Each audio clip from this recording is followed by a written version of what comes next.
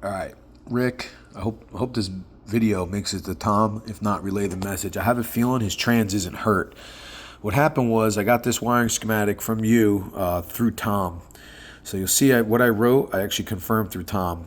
87A is key on, 87 and 85 are ground, chassis ground and switch ground. I was told particularly to just wire these together, like it didn't matter. Then you have the red wire Cantcu, 12 volts in and 12 volts coming out, okay, that feed the Cantcu. The problem is I wired it all just like this. Everything works, the trans kicks on. Let's say Andrew inputs parameters, tire circumference, gearing, all the stuff he did. What happens is when you shut the car off, you kill the ignition, this relay is supposed to stay on for a predetermined amount of time, 0 to 60 seconds adjustable. I set it to 30, and I tried it every which way, 0, 10, 15, 60, you name it, I tried it. What I found was no matter how much time went by or where I adjusted it, it was always seeing power coming through the relay, and it shouldn't have been. It never killed it. It kept it on.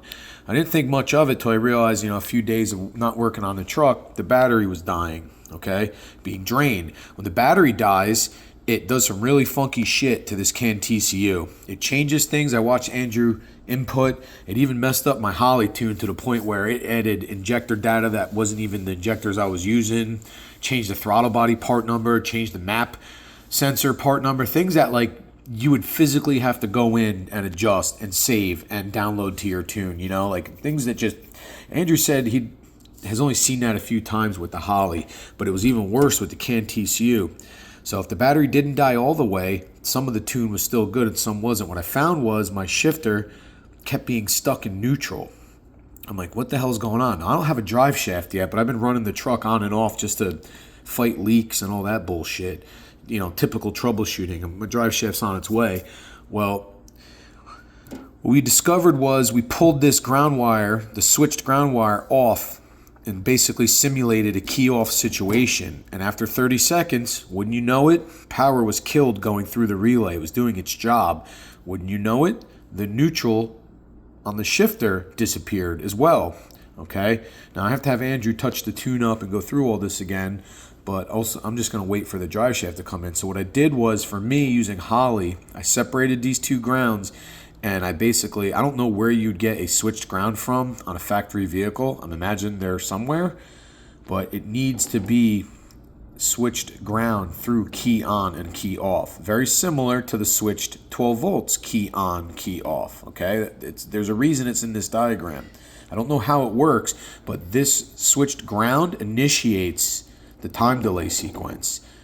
This key on will never initiate that time delay sequence. Only this switched ground will. So what we did was, I called Andrew, bothered him. For me, the Holly Dominator is only 18 inches away from this relay on my floor. So what I did was I ran basically an output from the Holly Dominator to this switched ground on the relay, and I'm going to assign the output as a switched ground, which Andrew has to basically assign it to key on, key off, or cranking, or a certain amount of RPMs, whatever it takes to make it think that it's running or not.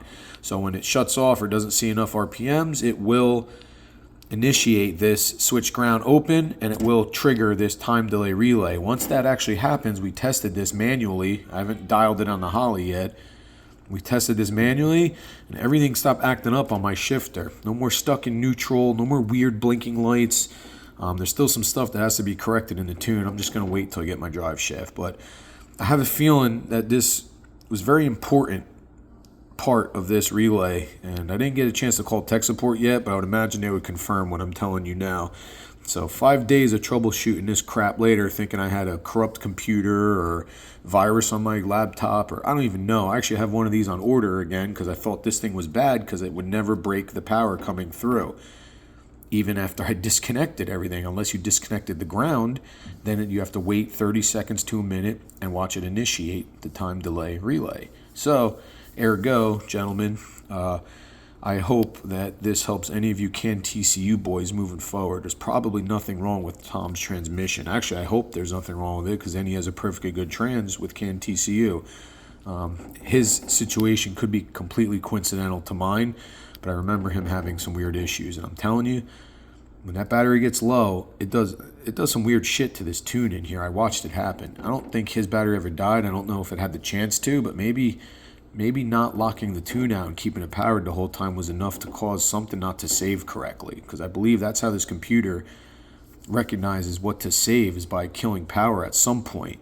If it was never killing power, something could have happened. I don't know. I'm not an electrical engineer. I'm just telling you guys what I found so far. Individual results may vary. Good luck, gentlemen.